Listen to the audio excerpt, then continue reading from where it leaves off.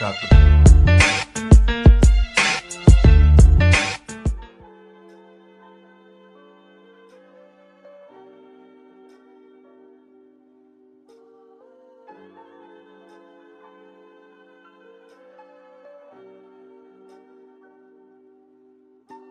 Alright guys, so the wig I'm going to be featuring for this tutorial is from Unice Hair.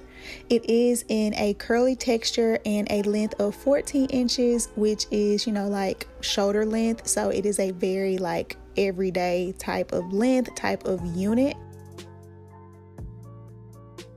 It's also a lace front unit. It's not a full lace unit, but you guys know that I kind of prefer lace fronts because they do tend to be thicker and definitely more durable. And then of course this unit does have the 3 combs as well as the adjustable straps at the very bottom. So I already have a video on this, but the number one thing that you need for a very basic wig wearer is going to be an elastic strap. So you can get these elastic straps from Walmart, Target, anywhere that sewing items are sold. This one actually came in a wig box that I already had, and they're really inexpensive. You can get like a whole yard of it, I feel like, for like $3 or $4.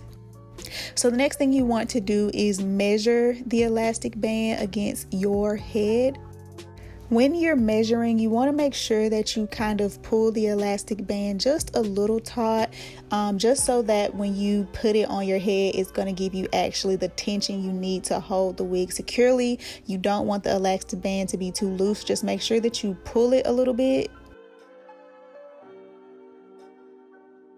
And then you're just going to sew the band in your actual unit from ear to ear. I actually already have a video on this, so I will link that video in the description box if you guys want a more detailed version of this. This is just kind of revisiting what the basic wig method is, because I am over the ball cap method, honey.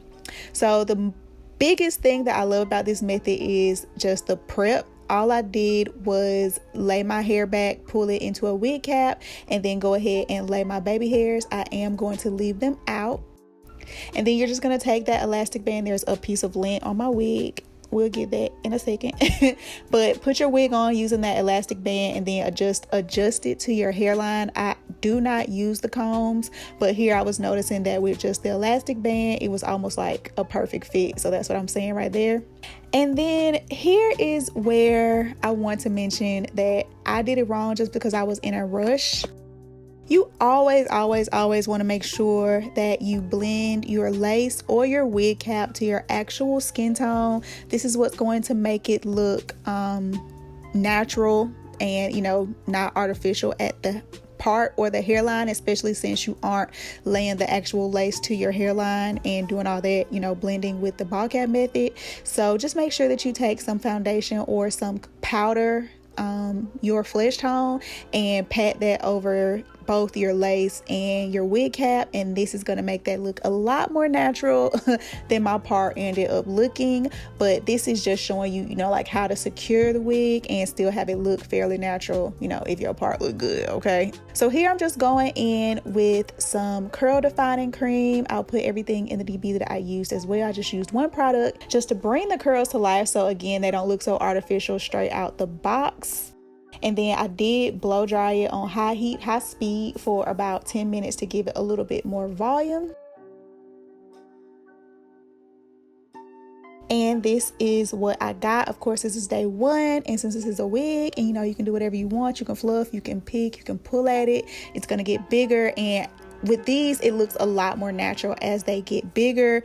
But it was a super quick, less than 10-minute install. I hope you guys enjoyed this video. It was super easy. This one was for my girls who say they can't do all that extra, all that ball cap, all that laying and of the edges with the lace fronts. This one was for you. Like, comment, and subscribe, and I will see you guys in the next upload.